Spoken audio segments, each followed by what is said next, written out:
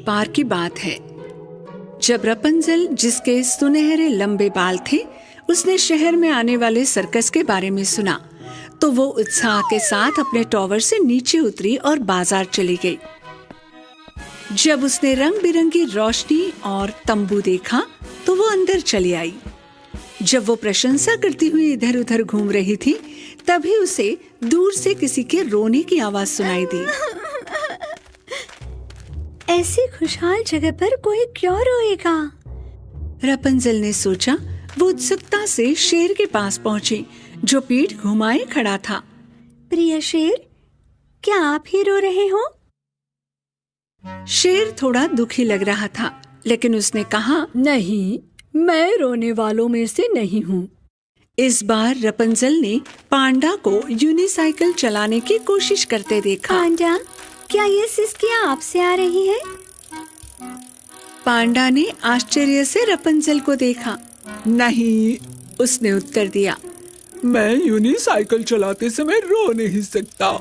रपुंज़ल अपने रास्ते पर चलती रही, लेकिन अचानक एक जोकर ने उसका रास्ता रोक दिया। आओ, थोड़ा हंसते हैं। उसने कहा और गेंद घुमाते हुए चला गया। जब रपुंज़ल जोकर को प्रशंसा के साथ देख रही थी, रोना और भी करीब से सुनाई दिया।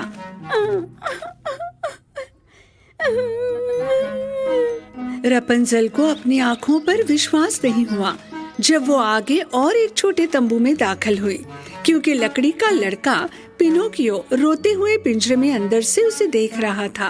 पिनोकियो, क्या तुम रो रहे हो? तुम्हें यहाँ इस तरह किसने बंद कर दिया? नहीं, नहीं, नहीं, मैं रो नहीं रहा हूँ। जैसे ही उसने ये कहा, पिनोकियो की नाक लंबी हो गई। रपुंज़ल ने जोर देकर कहा कि वो सच बताए, लेकिन जब पिनोकियो ने कहा, मैं रो नहीं रहा हूँ, मैं ठीक हूँ, फिर से उसकी लकड़ी की नाक लंबी हो गई। पिनोकियो, तुम क्यों झूठ बोल रहे हो? मैं देख रही हूँ, देखो तुम्हारी नाक लंबी होती जा रही है। चलो बताओ, तुम इस पिंजरे में क्यों बंद हो? पिनोकियो ने रपुंज़ल को बताया कि सर्कस के मालिक ने उसे धोखा दिया था और उसे यहाँ कैद कर लिया। वैसे भी हर कोई यहाँ काम करने के लिए मजबूर है, उसने कहा। रपुंज़ल पिनोकियो और अन्य लोगों की स्थिति से बहुत दुखी थी। पता चला कि जिस सर्कस को लेकर वो इतनी उत्सुक थी, उसमें कोई भी खुश नहीं था। ठीक है, मेरे मन में एक अच्छी योजना है।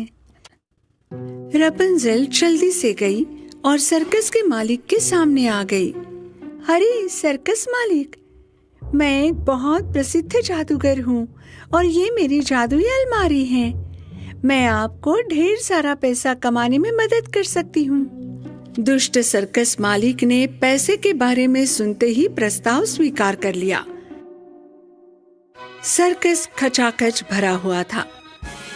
कलाबाजी और रोमांचक शो के बाद रपुंज़ल मंच पर आई।